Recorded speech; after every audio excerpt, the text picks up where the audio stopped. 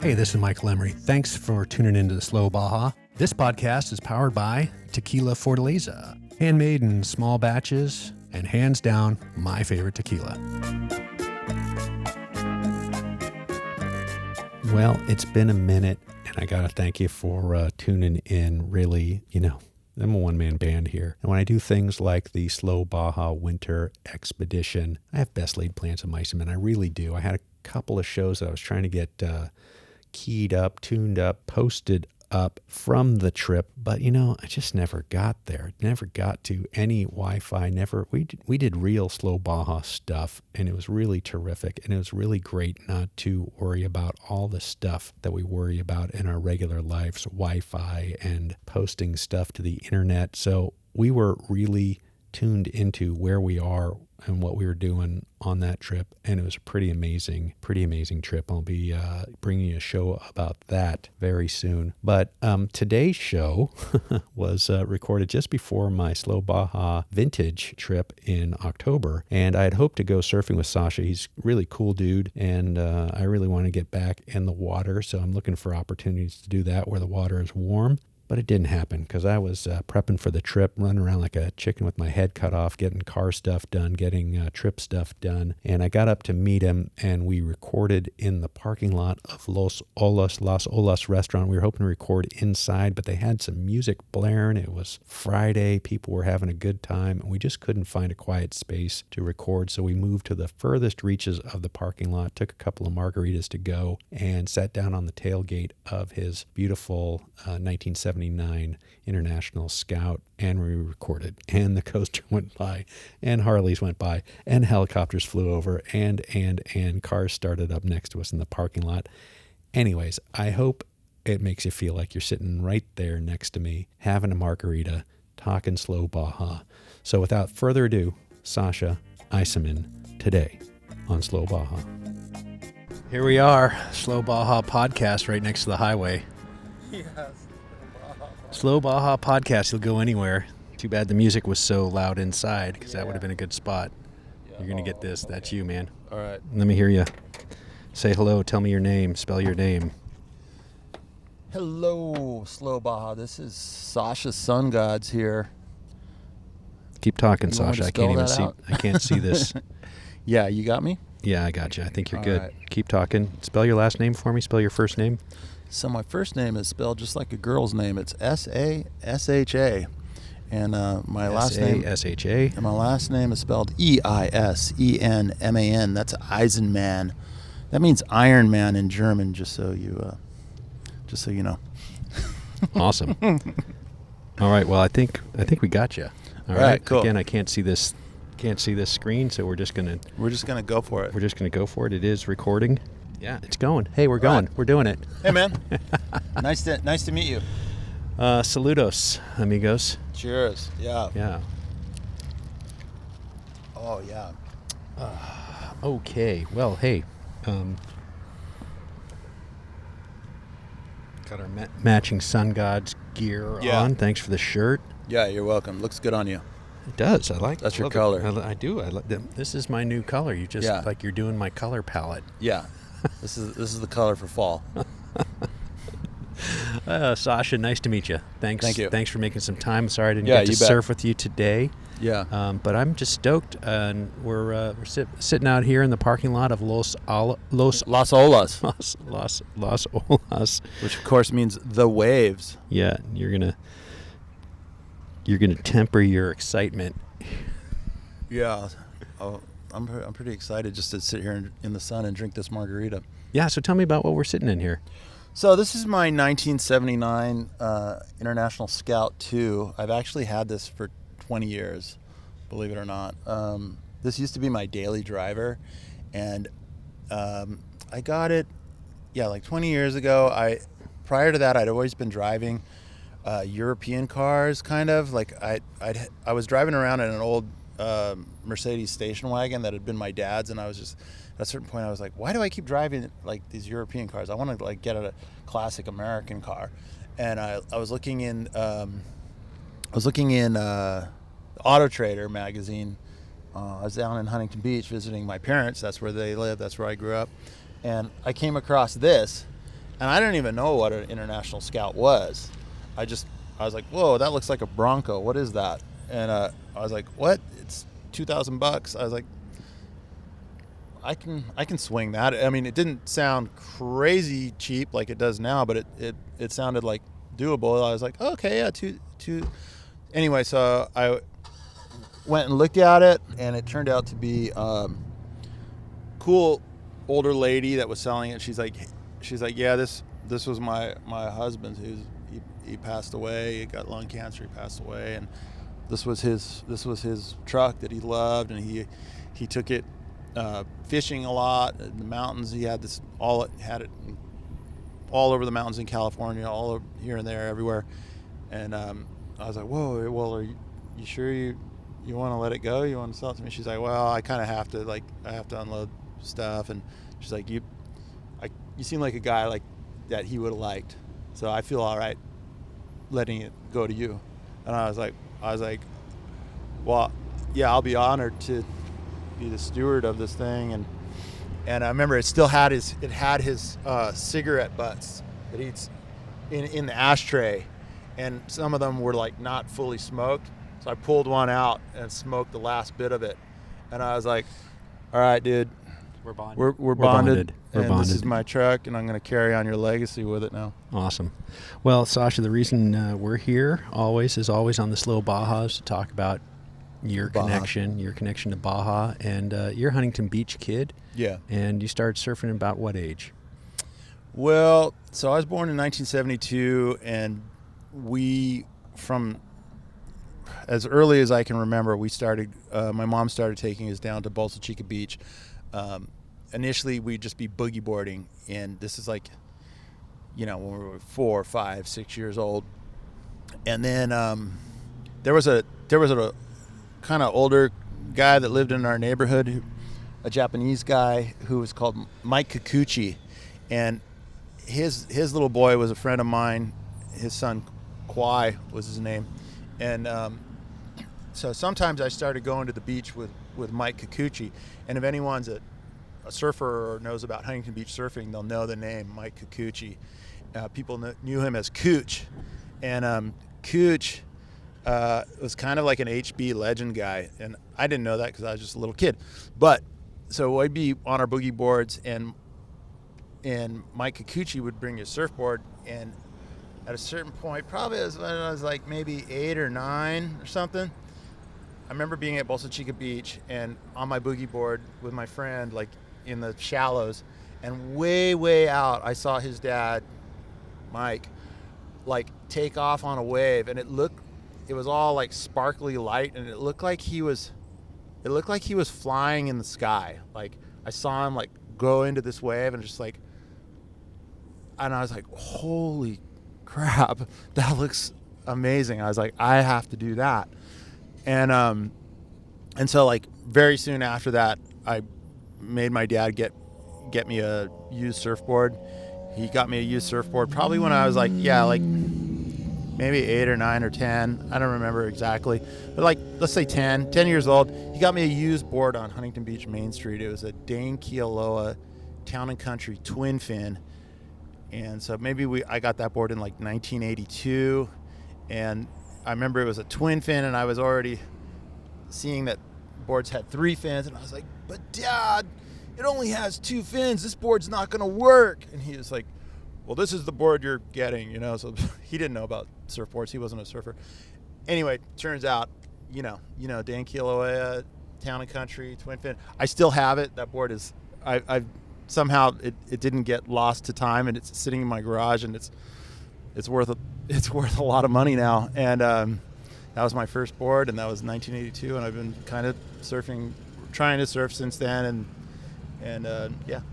Well, we're meeting here to talk about this right across the street from the Cardiff State Beach, or down the street a little bit. So you've got PCH running right behind us, so there's a little bit of road noise, which I'm going to apologize for, but I'm always out trying to get these stories, find these people where they are, and Sasha was surfing today, and I was able to buzz up from Pacific Beach. Just had lunch with Jeff Hill at Baja Bound, and I'm pretty stoked to be here. But we were talking earlier, and you were talking about your family trips to Estero Beach, and your parents would take you down there, and it didn't sound like your folks were like big surfers, but they were big adventurers. Exactly. So my parents were not surfers. They're not from California. My dad was from New Jersey and New York, and but my dad was like kind of like a early beatnik, you know, even though he would call himself probably like a anti-beat. He was kind of like a beat poet guy, and he was into that movement, and right out of high school, and like I think he graduated high school in like 1958. He hitchhiked across the country and hitchhiked out to California and went to go check out the University at Berkeley, and decided it wasn't for him. Then he hitchhiked back across the country, riding like box cars and doing all that kind of like beatnik stuff that Jack Kerouac and those people were doing. And then he ended up going to Europe, and he went and lived in the Beat Hotel in Paris. And this was like 1959, and my mom was from the Midlands in England, and she also was a bit of a hitchhiker because she saved up money with a couple girlfriends of hers and convinced her parents to let them hitchhike down to the bottom of England, get on the ship, and they were going to go to France and go to Paris for like 2 weeks in the summer or something. She got to Paris, she saw it, and it was just like, this is where I need to be. I'm not going back to my little village in England to, tell my folks I'm not coming home. And her girlfriends were like, you're out of your mind. We've got to go back to England. She's like, I'm not, you can. They went back to England. She stayed in Paris, and then my dad was in Paris, and they met at like the cafe in Paris, and and then they just ended up like having this adventurous life together and traveling as far out as places like India and Iran. And so anyway, back to Baja. They were adventurous people. So my dad, when we moved to California, I was actually born in Jerusalem, because my dad was doing research in Jerusalem, working at the Hebrew University in Jerusalem at that time. And we came to California in like 1973. Hang on for just a second. Yeah. So your dad is an expert on the sea scrolls. Yeah. So my dad is Robert Eisenman. He's one of the main Dead Sea Scrolls archaeologists and scholars, and he's written quite a few books on the Dead Sea Scrolls and the community at Qumran, which is where the Dead Sea Scrolls were found. And he's one of the people credited with kind of breaking the monopoly that the Vatican had on all the scrolls material, which was kind of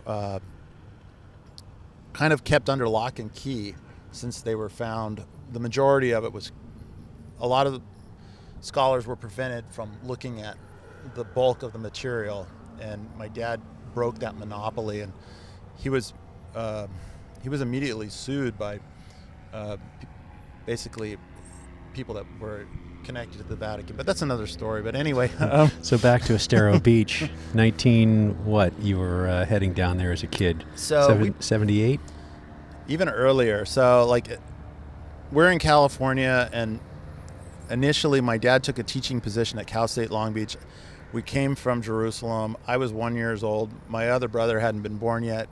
And then, so he just immediately started just kind of like getting his traveler bug again. And he'd heard that people were going down to Baja.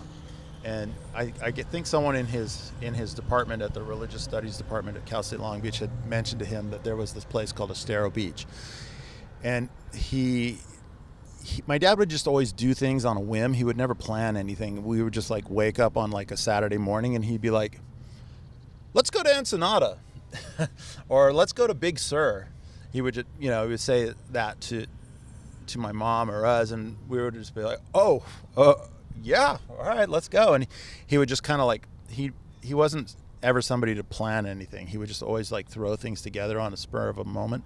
And so that's what happened. He heard about this place, Estero Beach, and he took us down there probably the first time, 75, 76, I'm guessing. And then we went down there, and I don't remember those first trips. I was too young, but I remember the subsequent trips as I was starting to get a little bit older, when I was like 5 or 6, 7.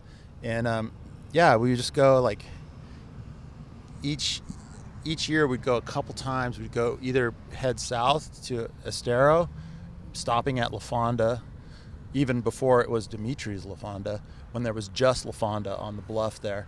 And it just seemed like another world. And I can remember what it was like.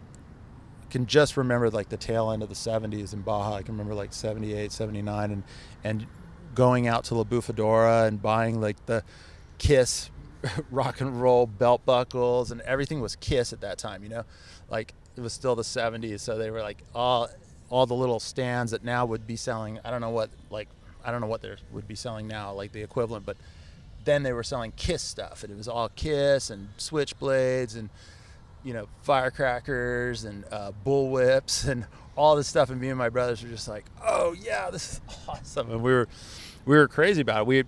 So when my dad would make these spur of the moment announcements, like we're gonna go, let's go to, should we go to Ensenada or should we go to Big Sur?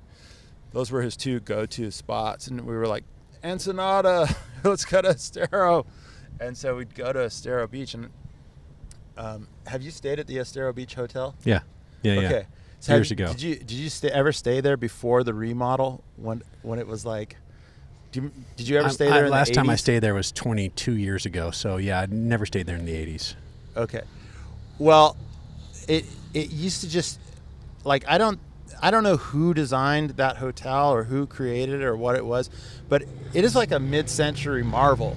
It's a huge property, and it's, for those who don't know, it's like, what, 10, 15 miles south of Ensenada, just before you get to the turnoff to go out to the La Bufadora.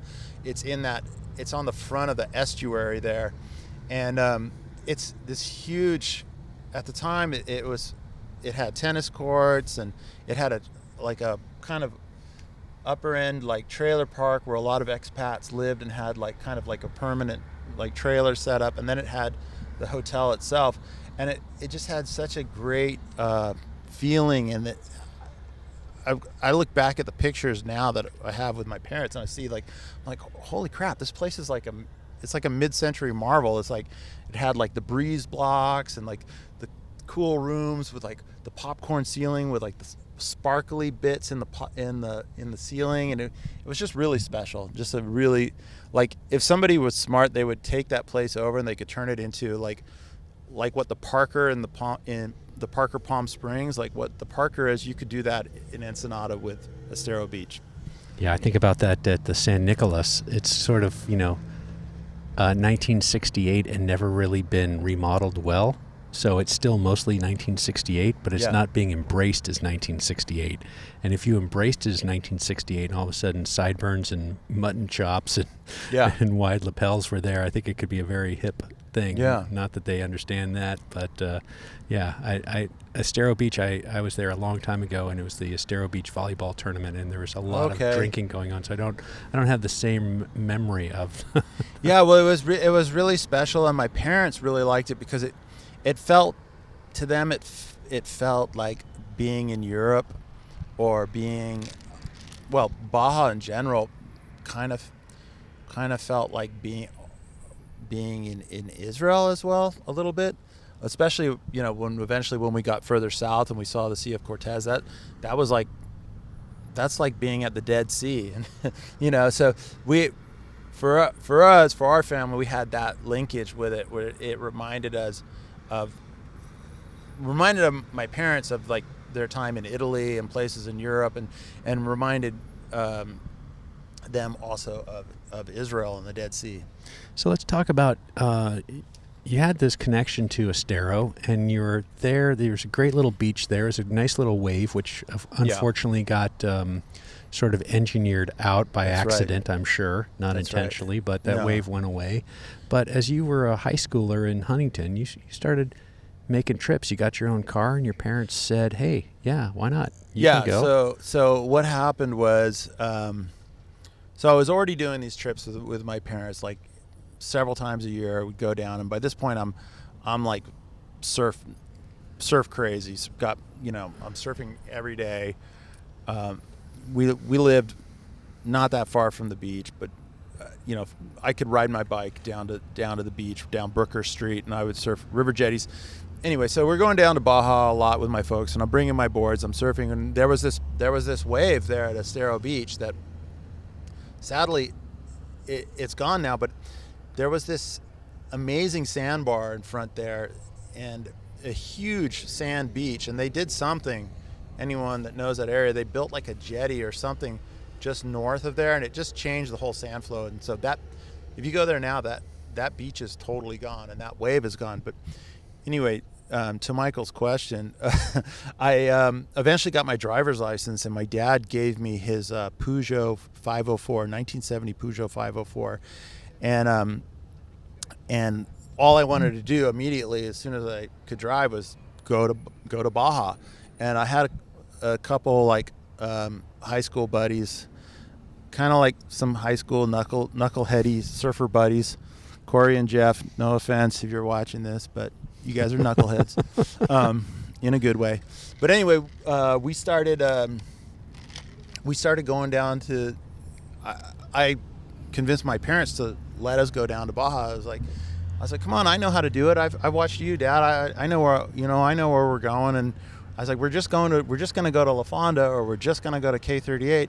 And so my dad let us go, and we went down and we started camping at K38 initially. And at that time there was nothing there. There was that whole condominium complex that's on the bluff now. That wasn't there. You could just camp right on the point and just walk down a little trail and surf that wave. It was amazing.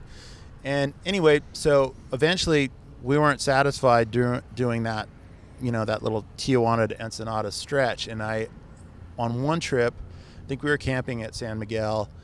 I was like, you know what, let's see what's down past Ensenada. And we were like 17. And so we got in the Peugeot, packed everything up, headed out from San Miguel, and made our way past Ensenada, through the mountains.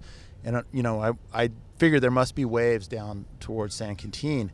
And I just remember at that point we were in uncharted territory, because I was like, holy shit, these are places that, even my dad hasn't been to, because he'd never been south of Ensenada. And I was like, wow, this really feels like we're stepping out into orbit. Like now we're a satellite going out into space. We've left Ensenada orbit, and we're going into like the real Baja. So I'm just gonna let this train pass, sip on this margie. Yeah, good idea. We got down to San Quintin, and we were like, wow, where the hell are we? And we'd heard of shipwrecks. We knew that was a spot down there. And this is probably like 1987, and we're like poking around trying to find, like, how do we get to shipwrecks? And somehow we found the little dirt turnoff, and we got out to shipwrecks, and lo and behold, there was this huge ship wrecked on the point there. And at that time it was intact. Like it probably just run aground like a few years prior to that. And it's a fickle wave, and we actually scored. It was like 2 to 3, maybe 4 foot sets, and like it's kind of like a Rincon type wave, like a softer wave, but real classic point. And we surfed it. It was awesome. And after that, like, we had the bug. I for sure had the bug, and I was like, okay, this is the new thing. We're not just going Tijuana to Ensenada. We're going deep. And we were still just kids in high school, and we got back home, and I had these trips I wanted to do, and the word kind of got out, like, hey, that guy Sasha, he's taking Corey, him and Corey and Jeff, they're like going to Baja all the time. And my last name's Eisenman, and some people started calling me Bahaisman, and this one guy in particular, Kevin Kuhnhart, who used to shape my surfboards, he's the one that gave me that name, Baja Eisenman. And yeah, I was pretty stoked to be called Baja Eisenman.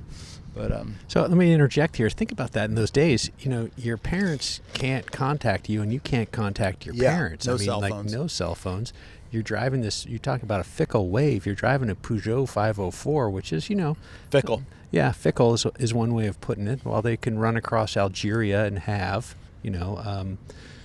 interesting choice of vehicles. I like the way your dad thinks. Yeah, he thought he was still thinking like, his European mindset, like, I'm going to get a Peugeot, and we were like, what the hell is a Peugeot? But anyway, he always was buying Peugeots. Pretty interesting choice. But so there you are, your kids going down, and you're, I guess, phone. Did you even have phone calling cards, or was that just like no? Like, we didn't call. We didn't. It was just like, we're going, and we'll be back on this day. And my dad was like, I guess he didn't say this, but subsequently I've talked to him, and I was like, what was your rationale for letting this go? And he's like, you needed to learn how to be a man. You needed to, I didn't want you to be a wimp.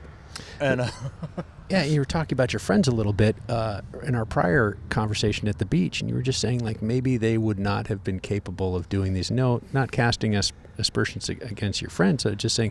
But you were saying like you were older brother in your family, so you had a sense of responsibility, and that I think I did. you're gonna make sure that nothing happened that was truly stupid. Probably did lots of little stupid things. Again, no offense to Corey and Jeff, but I think me being the older brother, I had two younger brothers and a sister, and I was just kind of like that older brother mentality, and I just I think that Corey and Jeff's parents let them go on those trips as well, because they sort of knew that maybe I would make sure that nothing bad was going to happen, or I'd try to, and I did.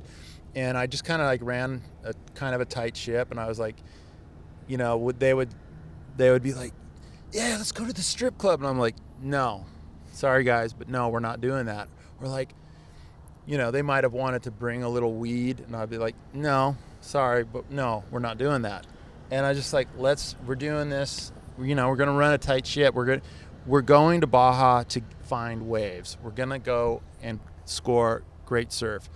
We don't need to think about whether we need to have some pot or whether we need to go to the strip club when we're 17. We don't. We're just going to go look for waves. And so I kind of kept it focused and kept like the knucklehead business to a minimum, if any. And we drank beer. We drank a lot of beer, but we'd find our camp spot, and we'd get our case of Pacifico, and we'd drink our beer until we fell asleep, but we wanted to wake up in the morning and not be completely wrecked, and we wanted to surf. And so that was the focus. And then I remember we were at San Miguel on one of these trips, and in the evening we had kind of met this older guy. To us he seemed a lot older. Like I don't know how old he was, but he seemed like he was in 30. He's probably 30. He seemed like he was 60. Yeah, like an old-timey guy, like a good surfer. We'd been out in the water with him earlier, and we were sitting around the campfire, and we were having some beers with him, and he started telling these stories about places further south, and he started talking about the one thing that really stuck in my mind that he mentioned. He's like, yeah, you guys got to get down to the Seven Sister Points, especially in the winter. You got to make your way to the Seven Sisters. And I was just like, oh, the Seven Sisters. I was like, oh my God, yeah, that's where I need to get to, the Seven Sisters. What? I was like, what is that? That just sounds amazing, And he was like, hang on, let me show you. And he went, into his, I think it was like VW bus or something, and he pulled out the AAA map, and he had all like kind of drawn, like sketched on top of it, over where it said, Baja. He had written treasure map. It was like illustrated, and awesome. Yeah, and my eyes like bugged out of my head. I was like, "Whoa, the treasure map!" And he got out the treasure. He's like, "You want to see the treasure map?" I was like, "Yeah, let's see the treasure map." And he had opened it up, like the whole peninsula laid out with scribbled on there, pen and ink, like lines to these points on the map. And this is like 1988, and with like, he's like written like the wall or whatever, these various spots, and he's like long right hand point break, breaks best December to February, dominant offshore winds, blah blah blah. And I was looking at this, I was going, oh my god, this is the holy grail, this is it, you know. And I was like, dude, could I copy the treasure map? And he's like, bro, I normally don't let anyone copy the treasure map, but tell you what, he's like, go get your map, get a pen, I'm gonna let you like write a couple things down. And I like ran and got my AAA map, got my pen, and I was like scribbling as fast as I can, trying to copy the treasure map. And I got most of the Seven Sisters locked in and some other stuff, and then even some points in southern Baja. He let me see like stuff I never heard of, like Punta Conejo and other places. And that was the moment after I found that link that I was like, we are going to these places, and we did. Well, if you're going to those places, you're going to need some Baja-bound insurance. So we're going to take a quick break here, get a message from our sponsor, Baja Bound, and we'll be right back with Sasha talking about Baja and surf. Stay tuned. That sounds good. Just want to take a look at this. I might want another one of these soon. Yeah. You want to... Should we get one now? Yeah. Do you mind running and I'll stay here? Yeah. Two margs. Mark for you, same. Mark for me? Yeah. Let's do 2 marks. Okay. I'll be right back. Here at Slow Baja, we can't wait to drive our old Land Cruiser south of the border. And when we go, we'll be going with Baja Bound Insurance. Their website's fast and easy to use. Check them out at bajabound.com. That's bajabound.com, serving Mexico travelers since 1994. Saludos, amigo. Thank you. Yeah, thank you. This is couple of delinquents drinking margaritas in the parking lot, recording podcasts. Just doing what we've always done, pretty much. So let's pick it up. Yeah, so I got a couple things I want to tell you, a couple more stories. Let's go. Can I tell you? Let's go. All right, so we'd seen the treasure map, and not very long after having seen the treasure map, I think, you know... Hey, let me just interject for a second here. So... Knowledge was not ever present like it is now. Yeah. I mean, you can figure out anything about anything anywhere in the world. You had to earn now. it. In those days, you said it, you had to earn it. You had to earn it. So this guy, this older dude, must have thought enough of you kids, quote unquote, kids. Yeah, I think he was probably like tripping out, like, well, these kids are deep south. They're like, where are their parents? They're like, you know. And so he invested a little in you. He shared his gold. That's right. He did. His treasure map. Yeah. And I'm sure, like he said, he's like, I don't share the treasure map. All right. Pick it up. And so where was the first place on the treasure map that you said we got to go there? Where's the aspirational trip that came after that? Well, one of the things that he told us about was, he was like, he's like, but guys, just so you know, like, it's, you know, there's all these amazing spots, but another thing you got to be aware of is the Sea of Cortez. And we're like, the Sea of Cortez? And he's like, oh yeah. He's like, the Sea of Cortez is amazing, man. And he's like, there's these towns down there that, you know, nobody's ever seen. There's, you know, out of the 1950s or 40s, it's still just like, you know, real old timey, like little fishing towns. And he's like, it's amazing down there. And that also really stuck in my mind. And I remember, you know, coming back from that trip, and I was telling my dad about that, and my dad, apparently that kind of got in his head. So the first thing that happened out of that trip was that suddenly my dad was like, you know what, we're going to go to the Sea of Cortez. And I was like, oh, so we're not, now you want to go further south. And he was like, yeah. He's like, I've always wanted to go to the Sea of Cortez. I was like, you have? And he's like, and he started like studying the map, and he took us on one last grand family trip in his Mercedes station wagon, and he looked at the map and he decided that we were going to Baja, Los Angeles, and which was way further than he'd ever been or that I've ever been. And I think he was almost like trying to outdo me a little bit, or just kind of show that he was still. Dad still got his chops.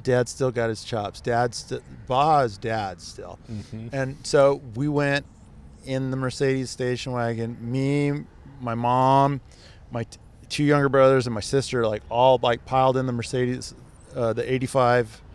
I think it's 1983 Mercedes station wagon, and we went. I remember, like, you know, we got. I think probably we spent the first night at Estero or the familiar places, and then he set off, and we got. By the time we got to Catavina, and it was like 100 or whatever temperature it was, because it was, I think it was summertime. My mom was like, "Are you sure? Are you sure?" And we stayed at that motel that they have in Catavina that night, the first night, and it was me and my brothers were just like, "Whoa, this is awesome!" Like, we saw all the boulders and everything, and talk about like feeling and like it was like we were in Israel. It really felt like that. I was like, it felt like you were in like the Negev desert, except that there goes that train again. They don't have the boulders like that, but yeah, we were just losing our minds. Yeah, that's quintessential. I really think like I want to spend a week or two in Catavina. Yeah. Now I know a guide there, which will open up a lot of territory to me there. But that is such quintessential picture in your head. Yeah. Baja, the like cactus, the boulders, the desert, the tranquility, the whole thing. And that hotel there, I mean, God bless it. I was just talking about that hotel at lunch today. Yeah, what's it called? It has so much potential. It's so cool. It's so wonderful. And I think at that time it was called the La Pinta Hotel. Now it's independent, so it's it was the La Pinta Hotel, and we stayed the night there. And I think actually, now that I start thinking about it, we had to stay the night there because the gas station didn't have gas. Yeah. And exactly. we needed to gas up to get to Bahia. And we got to that, my dad was assuming like, oh, it's a gas. He saw on the map there should be a gas station there. On the map. We got there and the Pemex didn't have gas. And they're like, oh, you're going to have to wait till the morning because we're thinking that the truck's coming in the morning. Or anyway, so we stayed the night at the La Pinta, and then in the morning, I don't think the gas station had gas, but somebody like a rancher or somebody came and they had gas, and people. Anyway, we got gas and we made our way to Bahia, Los Angeles, and we rolled into Bahia, Los Angeles later that evening, and we found the Villa Vita Hotel, which I think is still there, and we went down. We checked into there, and then we went down for dinner at Guillermo's. We got down to Guillermo's and walked out on the little beach and the little dock they have there, and there was that like heat lightning that they have, where it was like a sun was setting, blue sky, but big puffy clouds out over the Sea of Cortez, and all the clouds were just like flashing, like that kind of like orange, almost like purple flashing lightning. Doesn't make any sound. It's just like boom, boom, boom, boom, flashing away. And we're looking my dad was looking at that, and we're looking in the water, and there was stingrays gliding by right off the shore, and dolphins and everything. And my dad was looking at the heat lightning and looking at the stingrays and looking at everything. He looked back and he was like, this place is wild. He's like, this is out of Hemingway. He's like, this is a primordial soup. I remember he said that. It stuck with me, a primordial soup. And it was Hemingway. Yeah. Well, amazing that your dad, who had that sense of adventure and had that Beatnik Caraway-esque drive, made that trip, piled the family into the Mercedes wagon, and got down to Bahia de Los Angeles. Got us down to Bahia de Los Angeles, and we were. So then, I'm just going to interject from a family bonding. We ran out of gas at Catavina as well. Okay. Or we had to stop at Catavina to wait for gas because that gas station did not have gas. I guess then either in 1986. And I was with my dad in the Volkswagen camper, and we ended up popping the top and camping right there, waiting for the gas, which didn't come, but the Green Angels came the next day and sold us 10 gallons of gas or something. We kept on motoring down the road. Yeah, so we were only there like maybe 2 years after that, and I'm 17. But my other brother's 15, and my other brother's like 12, and my sister's like 9 or 10. So we're like, they got little kids, and it's hot. And I remember that first night we spent in Baja, Los Angeles at the Villa Vita. I think it was at 8 p.m. or 9 p.m. They turned off the generator, and there's no more electricity in the town at that point. And so there was air conditioning in the room, but at 9 o'clock it's done, and it was, Baja, Los Angeles style, humid, hot. Yeah. And that was a rough night. Not so much for me and my brothers, because we were just stoked chasing geckos, running wild. But my mom was like, I don't know how much more I can take of this. How many more nights we're gonna stay here? And that was so cool how they just had the generator shuts off, and then that's it. You've got get out the candles, and you're really going back to Hemingway kind of vibes. Yeah, and so you were chasing that, I think, a little bit in your high school days. I still am. And exactly, that's what I was getting to. That never leaves, does it? Yeah, no. Once you've had a taste of that, and that the romance of that, and just that kind of way of living, like I just want to get back to that, and I don't know that I can. I don't know where I'll find it again, if I ever will, but I try to recreate it the best I can in some of the things I do with my brand, but I won't get into that yet. But I've still got more Baja to tell. But let's have another margarita sip here and get into the Baja, because I got one more big early Baja story to tell. One more big early Baja story to tell. Let's get on to the Baja. So after the successful, family vacation trip to Baja, Los Angeles, we were, coming up on graduation, and I had the treasure map in hand, more or less, and I really had my sights set on, I wanted to go the whole way. I wanted to go to Cabo. And by this point, my dad had bought me a used but almost new 1985 Toyota 4Runner. I had to beg him to get me that, and he did. And I wrapped it around a telephone pole almost immediately. But that happened back in the day. But anyway, repaired that damage, and we were ready to go. And I was like, Dad, I think I'm ready to go all the way. I want to go to Cabo. I want to do the whole thing. When we graduate this, next year, that summer, can I go with, Corey and Jeff and a couple other people? Like, I kind of was starting to put together this trip. It was an expedition, really. We were going to go all the way to Cabo. And he was like, yeah, okay, yeah, I think I was like, I've been almost there. We went to Baja, Los Angeles. I know where I'm going. It's not that much further, I thought. And, it's not that much further. 800 miles. And he green-lighted it. And then I was able to convince the other guy's parents to let them go. And then some other friends kind of joined on to the trip. So by this point, my friend Corey had also gotten not a 4Runner, but a Toyota truck, a red Toyota 4x4 truck with a shell on it. And then and my other friend Jeff he also got a Toyota, like a beige Toyota truck with a shell on it. So we had 3 trucks. And I was like, oh, we're bulletproof. We're going with 3 4x4 trucks. I got the 4Runner. They got their Toyotas. And so in my 4Runner is me and my younger brother Han. He's 2 years younger than me, so he would have been like 16. And we set off, and like Jeff had his truck, Corey had his truck. I forget. There were like 2 other guys in each truck, and so we were like, we're going to go all the way down. It was summertime. We just graduated, and we're like, we're going to surf Scorpion Bay. We're going to go to Punta Conejo. We're going to hit all the spots. We're going to go to we knew that there was such a place as shipwrecks on the East Cape of Baja, and or down to Cabo. And we're like, we're going to get to the East Cape. We're going to surf that shipwrecks. And that was the goal. And so we set off, and I think, the first night we probably stayed at, La Fonda or San Miguel or something like that, and then we jumped off from there. And as we were coming through San Quintin, the transmission on Jeff's truck went out.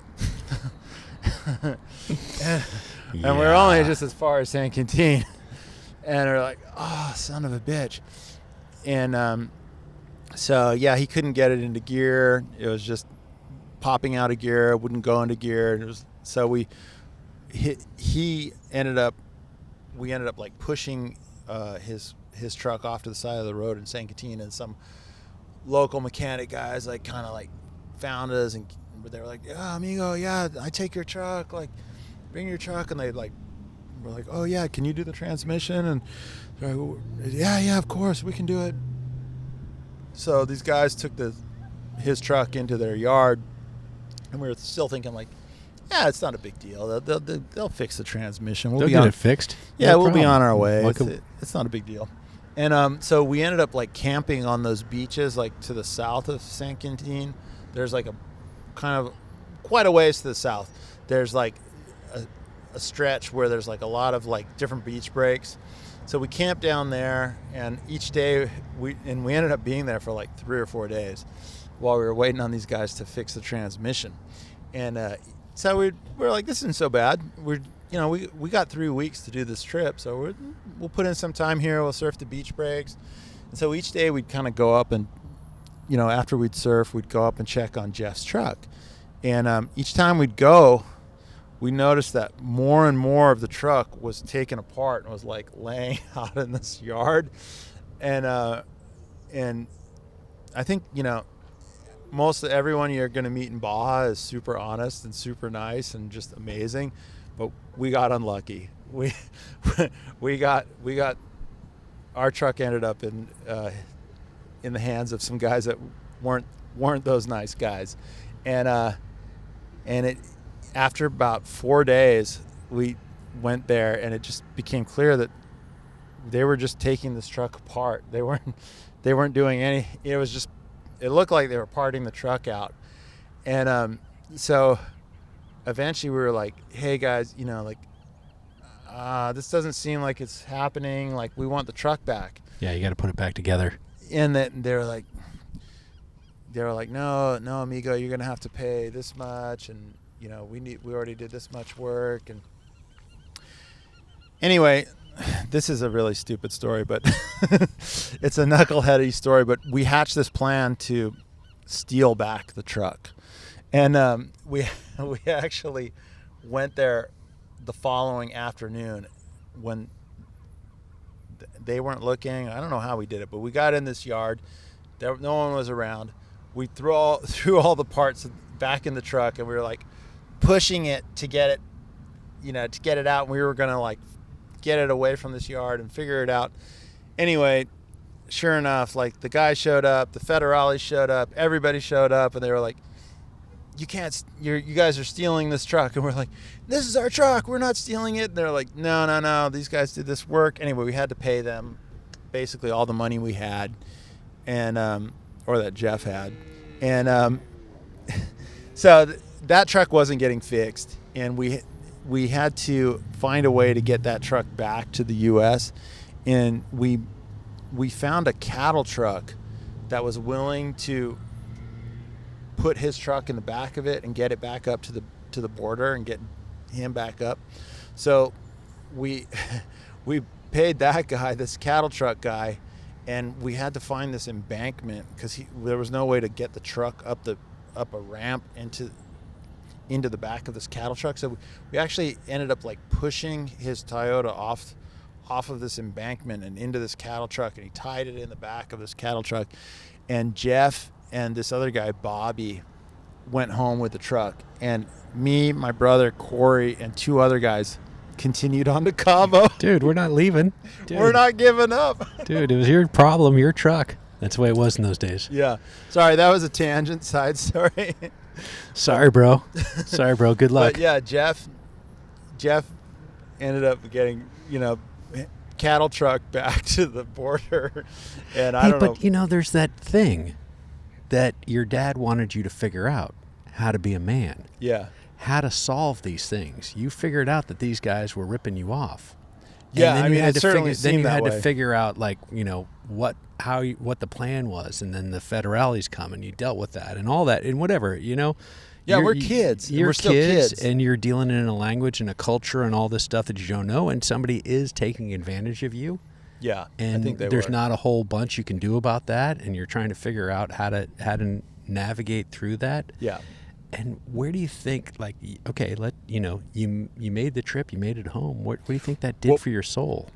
Well, I'll tell you about the rest of the trip. Yeah, let's a go. little bit. Yeah, So, let's go. so after, you know, we jettisoned Jeff, cut him loose, then we still had 2 great running trucks, and we were off, and we made our way down, and we got to I think we drove, maybe we went to I think we went to the wall, but we already knew that the wall didn't break in the summer, so we just camped there and kind of checked it out, and we're like, okay, this is reconnaissance, we'll be back here in the winter. We camped at the wall, and then the next day we pushed on through and went all the way to Punta Conejo, and that's a trek off the road in and of itself. So we went out to Punta Conejo after doing that, like, super long straightaway that you get to after, like, what is that town, Ciudad Constitucion or something like that. So we Ciudad Constitucion. Yeah, Ugh. so we passed through Ciudad Constitucion when we were, like, you know, just these little surf kids, and we went on that straightaway that seemed like it lasted 5-6 hours, I don't know. And then we knew where the turnoff for Conejo was because of the treasure map. And so we went out to Conejo, found Conejo, scored these epic left-hand point waves, surfed that.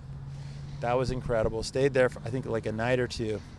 And then we pushed on to Cabo. And when we eventually got to Cabo, and it was like this tropical wonderland that we thought it would be. And but we didn't count on that it was hard to find somewhere to camp on the beach.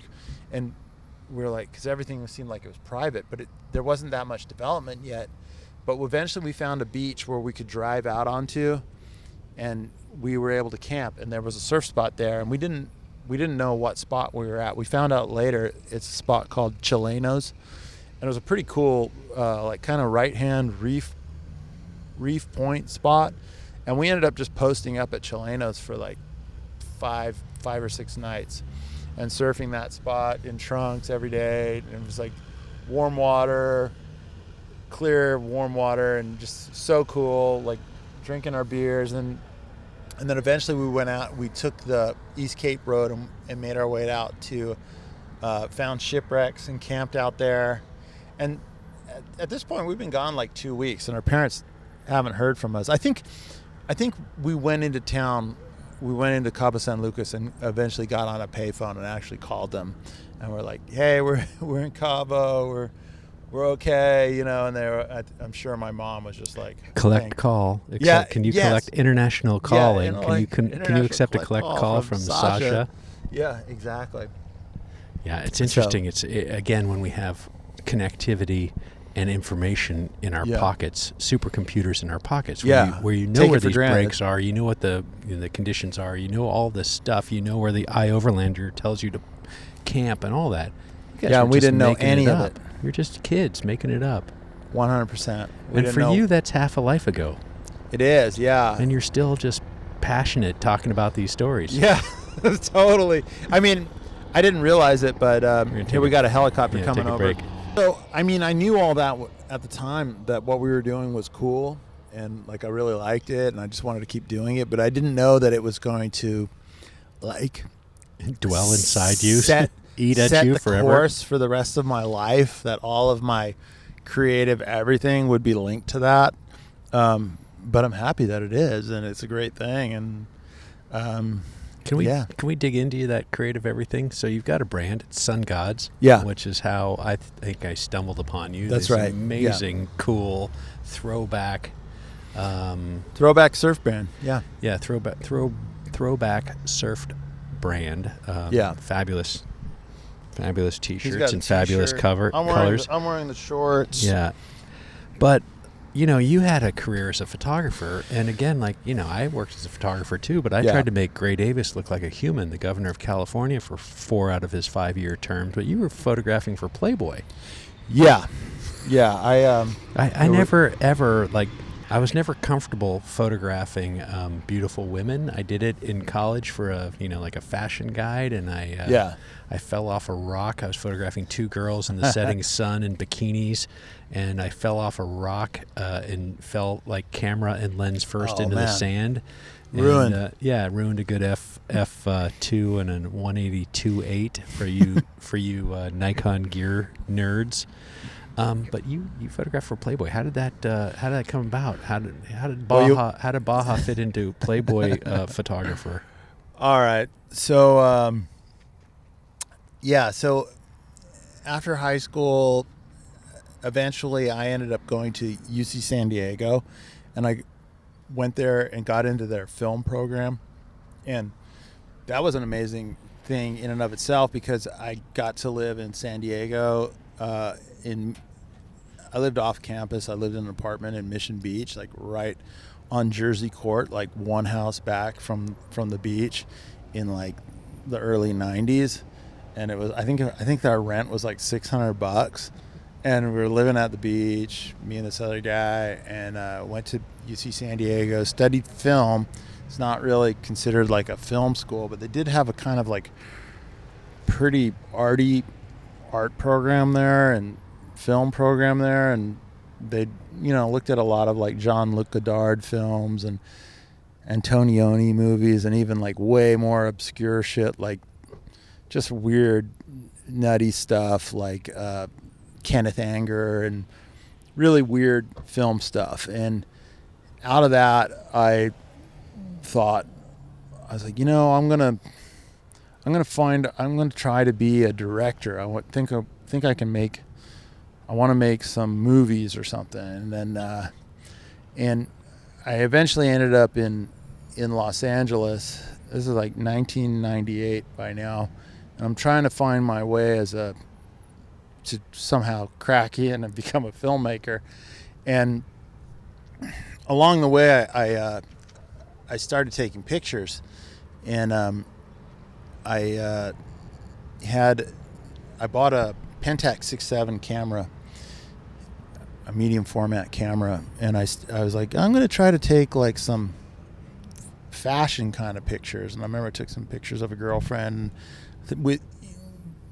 thinking that I was going to try to take a fashion style picture, fashion magazine, and took these kind of arty what I thought were arty, fashiony kind of pictures. And then I was living in Beechwood Canyon, but I was in touch with a lot of people that the first friends that I was making in Los Angeles were all in bands and stuff. And I started bringing, first my Pentax, but then other cameras out at night to shows and stuff, and started photographing bands and started photographing just this whole kind of Silver Lake, the early Silver Lake, Elliott Smith days kind of rock scene, and I did pictures with for instance this band called the Beachwood Sparks that went on to be kind of one of the darlings of the Silver Lake scene. And so I started building a body of work of this kind of rock scene that I was photographing. And then I met this guy called Bob Richardson, and Bob Richardson was Terry Richardson's dad. If you know Terry Richardson, is famed fashion photographer, shoots with point and shoots. Yeah. So I met Bob. Raw. He shoots a lot of stuff. It just seems very raw. You're sitting there, right there, wow, these are just snapshots. Yeah. Beautiful snapshots. Yeah. Well, I knew Terry Richardson, but I didn't know who Bob Richardson was. It turns out that Terry Richardson had a dad, this guy Bob Richardson, who had been every bit the famous fashion photographer that his son Terry was. And in the 60s, he had done amazing work for American Vogue, French Vogue, all the Vogues. And he had that same edgy thing that Terry had. So somehow met Bob Richardson, and he started coming around to the parties and the places that we were going, and by this point he was in his 70s. He was like kind of like an old junkie. He'd been a heroin addict. He might have still been a heroin addict, and he was coming to these parties and stuff, and me and my friend Rex were taking him around, kind of just like, yeah, hey, we'll take you to these parties that we're going to. And then eventually I let him know, I was like, hey, I'm kind of taking some pictures. And he was like, oh yeah, let me see your pictures.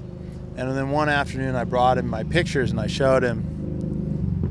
He's like, let me see what you're doing. And I showed him my pictures, and he was like, it's not bad, it's pretty good, it's not bad what you're doing. And he's like, you want to be a photographer? And I was like, I thought I wanted to be a director, but I don't know how I'm going to get into that. I was like, yeah, I might want to be a photographer.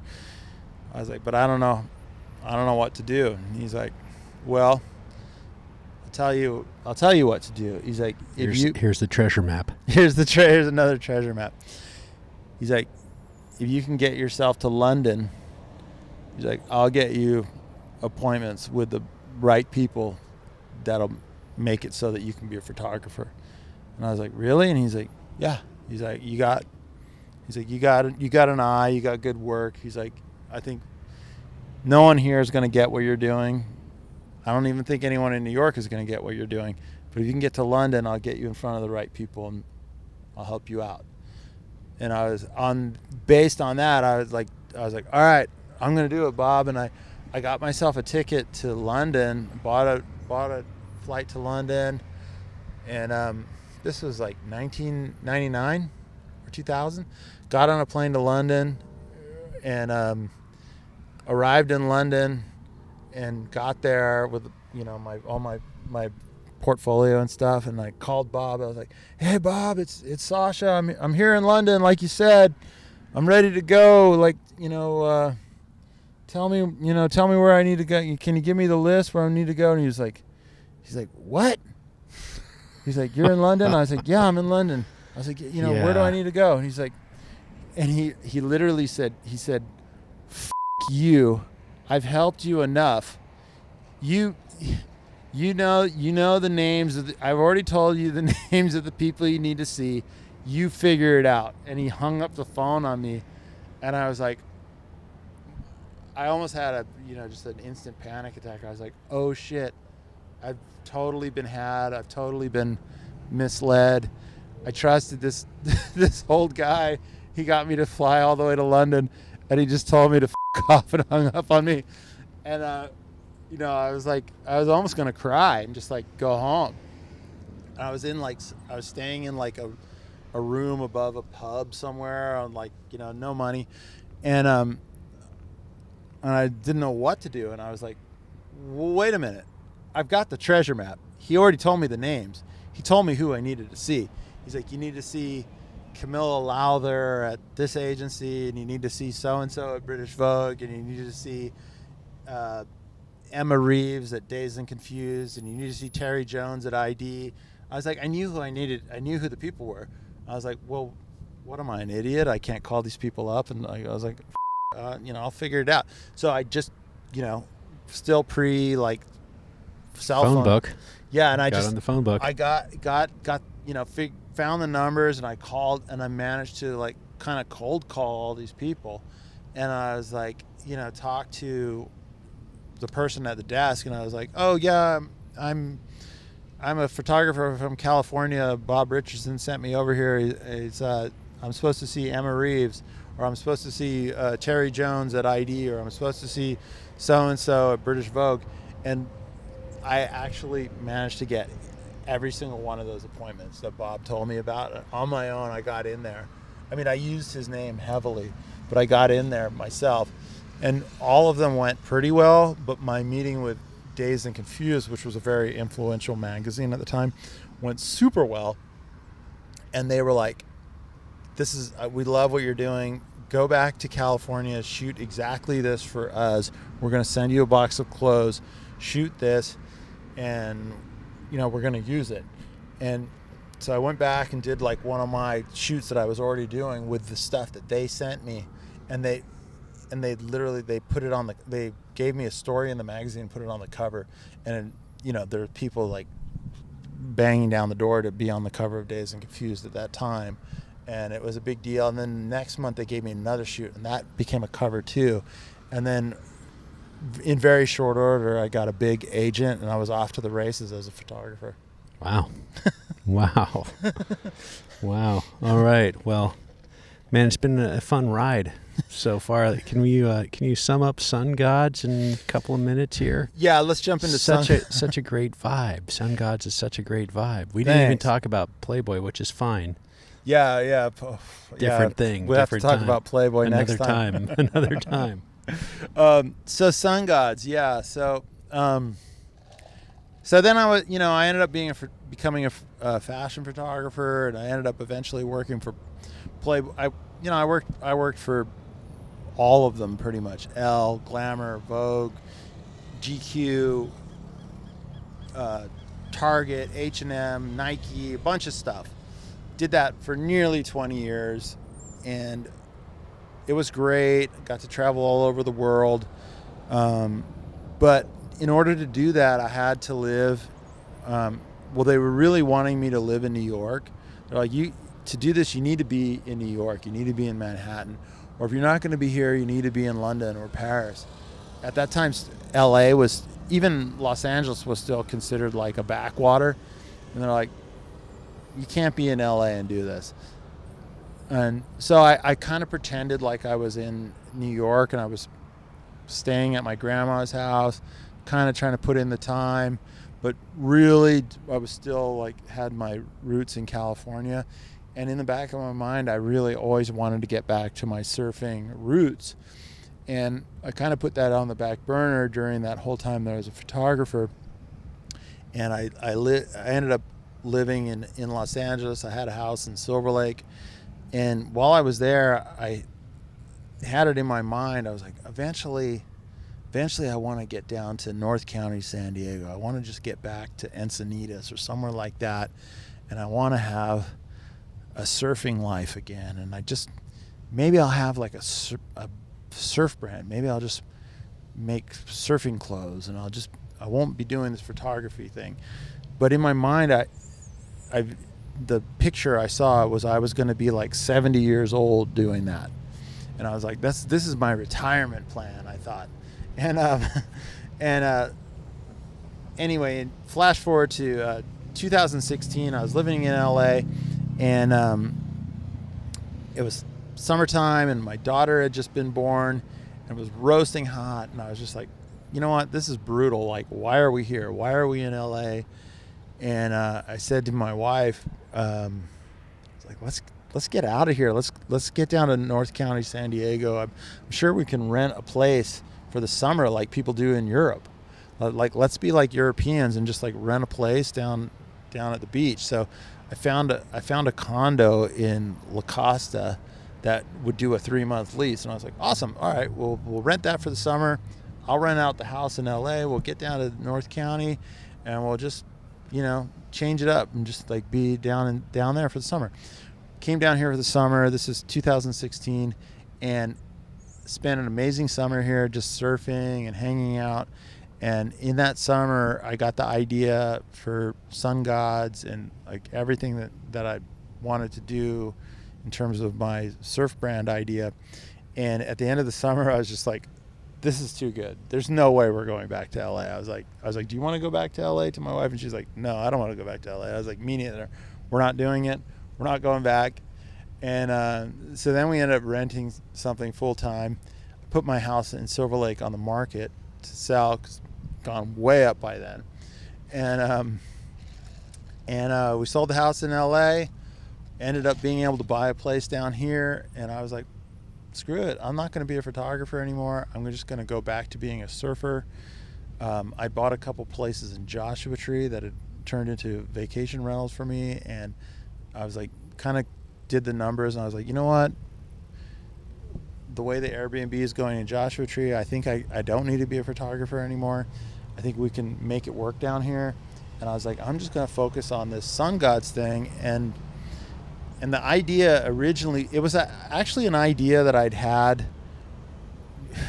nearly 10 years prior, because I've always liked short shorts. I've always hated as shorts got longer, and board shorts in particular. Like, I'm from, remember times of the early 80s and even the 70s when shorts were short, like OP stubbies. OP stubbies. I was like, had it in my head, hang 10, all of that. I was like, shorts need to be at the longest 5-inch inseam. So early on, like while I was still in LA, I was like, I want to know. At that time, it was like 2011, 2012. Nobody was making like shorter shorts, and I was like, I need to make like an OP style short. I should just do this and figure out how to make like a shorter short. And I got the name Sundgodz because Sungodz.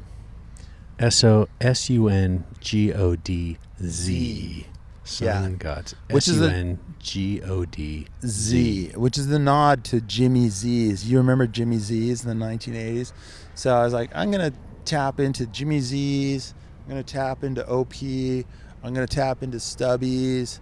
I'm going to tap into lightning bolt a little bit. And I'm just going to like bring all the stuff that I like back. And so it took me a while to eventually do the idea that I had, and the Sundgodz name. Just a little side note. One time, me and this dude Rex, who was like my best buddy, like when we were still living in LA, like years earlier before I was married, we went to some party in the Hollywood Hills that a girl had invited us to, and we showed up. It was summertime, and I think we were just wearing shorts. We were all tan, long hair, and we rang the doorbell, and this girl came to the door. She wasn't our friend, she was someone else, and we rang the doorbell, and she answered the door, and she called to her friend. She's like, "Hey, Amanda, there's a couple Sundgodz at the door." And it stuck in my head. I was like, Sundgodz, and that was probably like 2004 or something. Stuck in my head. I was like, Sundgodz, and so the idea was percolating for a long time.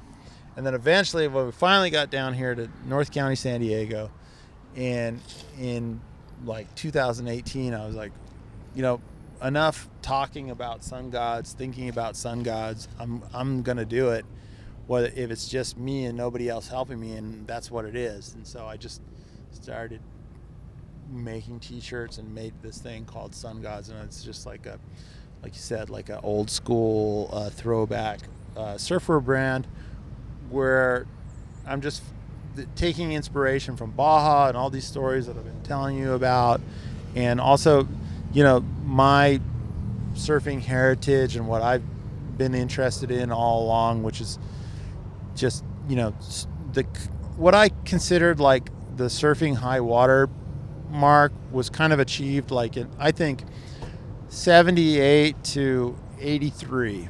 In those years, I mean, that was nothing, throughout the 50s and 60s, it was always building up to that. And then in those years, you had, people like Mark Richards, Shane Horan, you had all the brands coming like early Quicksilver, early Billabong, that were doing something that no one else had ever seen before. And those brands still exist, but they've forgotten how to do what they did the right way originally. And that's why I have on my tagline on my Instagram, I'm just doing what others forgot how. Well, we're going to leave it right there. Sasha, thanks, man. Been awfully fun. All right.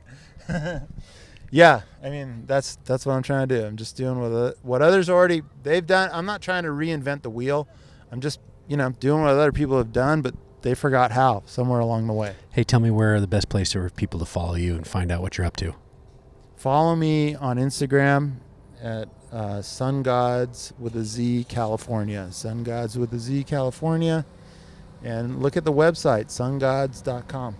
And the place that I always love to see what you're up to, Sundgodz Garage. And Sundgodz Garage. That's my car fetish. Yeah, we share that. Alter ego. And you've got some photography stuff going on as well. You want to got some photography. Drop folks over there? Yeah, you can, if you want to see what I used to be up to as a photographer, go and look at Mr. Sasha Eisenman on Instagram, and that's a bunch of my archival stuff. Who knows? Maybe one of these days I'll pick up the camera again. I hope not, but it might. Maybe I will. It'll all be in the show notes. Hey, Sasha, thanks, man. It's been Michael, a lot of fun. Thank you. Great. And this magnificent 1979 Scout Rally is for sale. So if it's still for sale by the time this podcast comes out, I'll let you know, folks. It's for sale today. We'll see about tomorrow. All right. Thanks, everyone. Hey, well, I hope you enjoyed that conversation. Fun stuff. You know, kid growing up in Huntington Beach, going down to Baja, having a good time with his mom and dad, and then having a good time with his high school buddies, and sorting stuff out when it goes sideways. And I think that's what a lot of Baja is sorting stuff out when it goes sideways. And in those days, you know, they just had to figure it out. They didn't have iOverlander and crowdsourced answers and what did you do and who can I call. You just had to figure it out. And those good stories of those guys figuring the stuff out back in the day. Well, if you like what I'm doing, and I'm doing a lot these days, we had a great experience delivering baseball gear. We got the first Baja baseball gear deliveries done on my Slow Baja winter expedition. I had Matthew Schnitzer from Barbers for Baja and Ted Donovan, Baja visitor, and we were able to make a gear donation to Coach Mike Espinosa in El Rosario, and to these kids, great kids, the Ostineros from Guerrero Negro. They were out fundraising for their state championship Little League tournament. They were out on the street, out on the highway in their uniforms fundraising, and we just exploded their minds, showing up, dropping some tacos in their tank, and then dropping 4 bags of gear on the team. And it was really amazing to watch. I hate to say it, a young lad didn't, well, let's just say it. He couldn't control his happy emotions, and the tears were flowing down his cheeks when he got that baseball bat. And that's really heartening. Then we got to San Ignacio for the big delivery with Coach Jonas, who's an amazing guy. He's got about 40 kids in San Ignacio, and he showed me the back of his truck, all the gear he has for his entire program. And seriously, it's less than my son Rob has in 2 bags in the back of his 4Runner. And so we were able to hook Jonas up with, more gear. The kids were super stoked. So anyways, if you like what I'm doing here, folks, check out barbersforbaja.org, O-R-G, barbersforbaja.org. Click on that Baseball in Baja link, and you can make a tax-deductible donation to help us keep the work going. I'm bringing down some stuff to Mulegé on my next trip, which is coming right up, and I'm going to go see those Ostineros from Guerrero Negro at the championships down in La Paz, see how those guys are doing. And it's really heartening, again, to bring this desperately needed gear to kids and coaches up and down the peninsula. So please, if you like what we're doing, drop a taco in the tank. All right, well, listen, we got some merch in the stores. We still got we got a replen on the deluxe canvas bag. Those are truly beautiful. I've been using mine all the time. Everybody on the Slow Baja winter expedition got one as their swag bag. They're really terrific bags.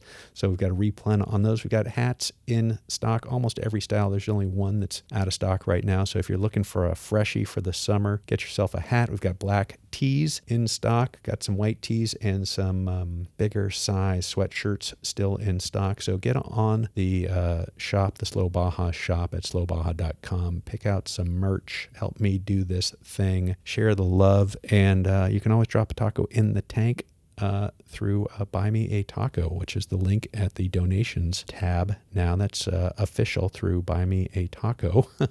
And I appreciate the folks who've been doing that. So thanks. I'll be back with something fun. And in the words of Mary McGee's pal Steve McQueen, he loved Baja, he loved the desert, and he said, Baja's life. Anything that happens before or after is just waiting. You know, people always ask me, what's the best modification that I've ever made to Slow Baja? Without a doubt, it's my Sheelman seats. You know, Toby at Sheelman USA could not be easier to work with. He recommended a Vario F for me and a Vario F XXL for my navigator Ted, as Ted's kind of a big guy. And Toby was absolutely right. The seats are great and they fit both of us perfectly. And let me tell you, after driving around Baja for over a year on these seats, I could not be happier. Shielman, Slow Baja approved. Learn more and get yours at shielman.com.